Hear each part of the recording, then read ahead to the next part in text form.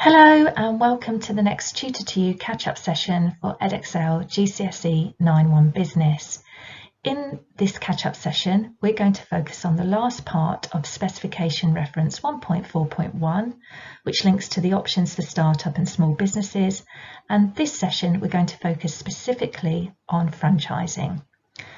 Before we start looking at franchising, however, let's have a go at 2 countdown conundrums. You will have the time it takes for the music to stop to unjumble the letters that you can see on the screen to identify 2 key terms that link to the last catch-up session that you took part in on business ownership.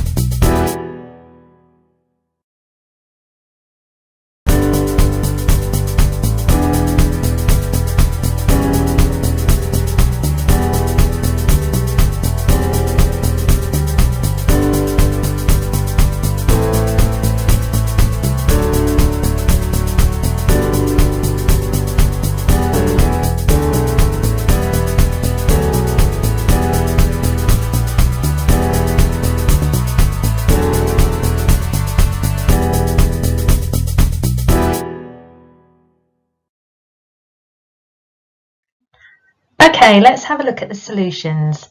So hopefully for the first conundrum, you got incorporated. And incorporated means that a business has a separate legal identity to its owners, and therefore it can enjoy the benefit of limited liability. And this relates to the second solution, which is private limited company. And a private limited company is a business whereby shares are traded to family and friends only. Let's move on to looking at franchising. And a definition of franchising is where a business, otherwise known as a franchisor, allows another person or business to trade under its name, and this person or business is known as the franchisee.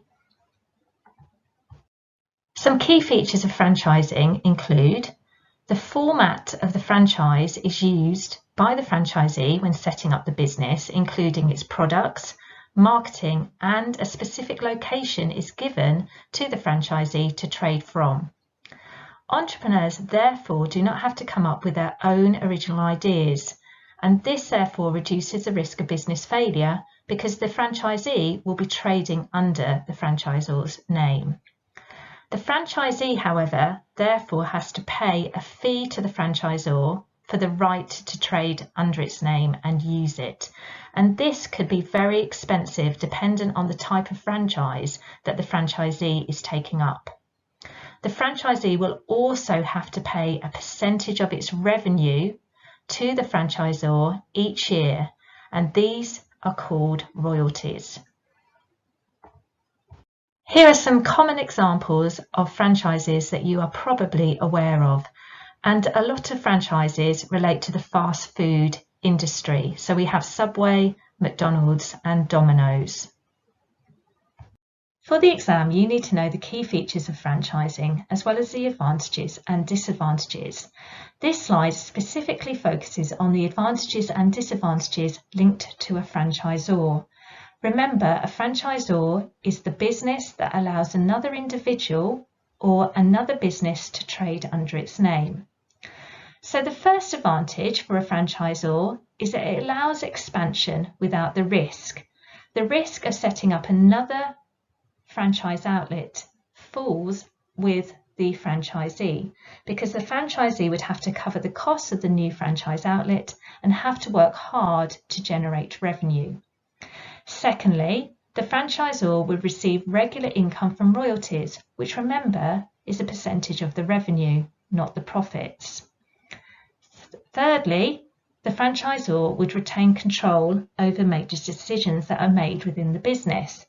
For a fast food outlet, this would be things like menus, uniforms, portion sizes, to ensure that customers, when they enter a new fast food outlet, they would have the same customer experience regardless of whether they entered a new franchise outlet in Sunderland or in Solihull. And this would help to meet and satisfy customer expectations. Looking at the disadvantages, the franchisor would, however, obviously not receive all the profits because they receive regular income from the royalties, as already discussed. They would also lose some day-to-day control over decision-making, which would fall in the hands of the franchisee. Finally, their reputation could be affected if they make a poor selection of choice of the franchisee, because remember, the franchisee would be operating under their name, so any bad decisions that that franchisee made could reflect on the business negatively. Looking at the advantages and disadvantages of a franchisee. So remember, a franchisee is the business or person who is allowed to trade under the brand name of a franchisor. So the first advantage is that because of this, the franchisee has a greater chance of business success because customers and people would recognise an established brand, and therefore they may trust this more than an offering from an independent business, which therefore may increase the franchisee's sales. Secondly, the franchisee may benefit from promotional campaigns developed by the franchisor, which otherwise they would not be able to afford. This would increase brand awareness and therefore again help to generate more sales. Finally, the franchisor would provide training and support to new franchisees and ongoing training and support as well, and this would help to ensure a consistent service and offering is provided within all franchise outlets. The disadvantages include that the setup fee can be very expensive, and this is dependent on the franchise that is taken up by the franchisee. As I've already mentioned, the franchisee would have to pay the franchisor royalties on a regular basis, and this would limit the amount of profit that the franchisee would receive. Finally, the franchisee would not have full control over decisions, and therefore this may make the franchisee feel as if he or she is more of a manager rather than an independent business owner, and this may cause some demotivation.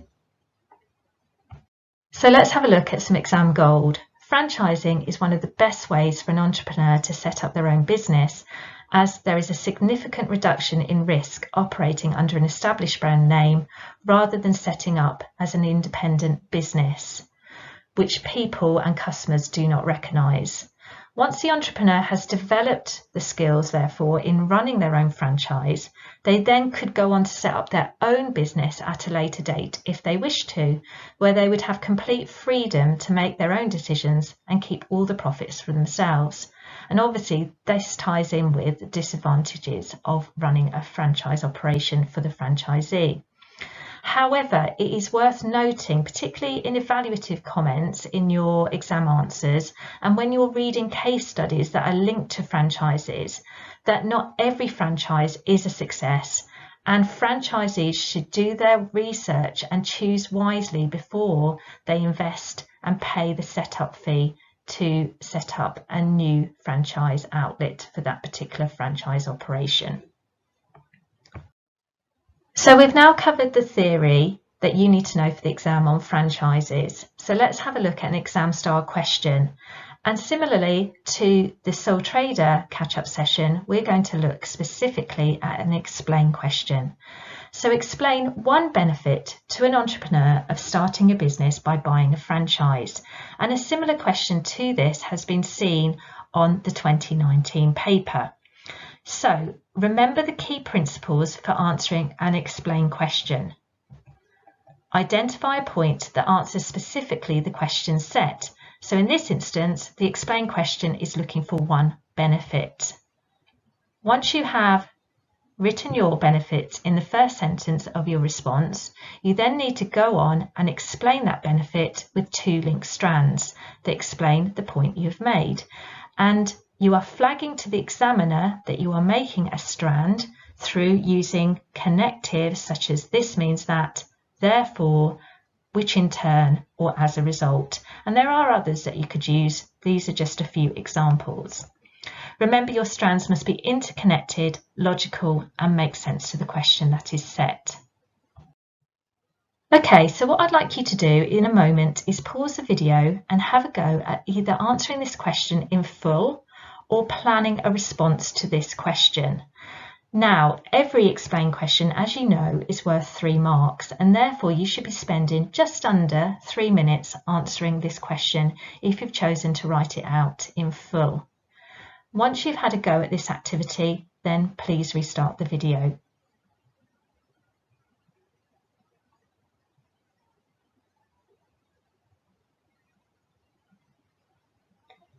Okay, so I'm going to show you a sample response on screen in a moment. Now, the benefit that I may have chosen may be different to the one that you've written or planned in your response. This doesn't matter. The principles behind the exam technique are what you are looking for to see whether your response would have got awarded 3 marks in the exam. So let's have a look. In the first sentence, you need to have identified a clear point or a clear benefit to an entrepreneur of starting a business as a franchise operation.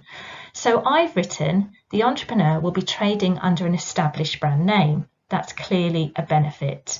And it shows distinct knowledge of franchising, which is really important to ensure that the examiner knows that you understand the key concept and topic area of the question.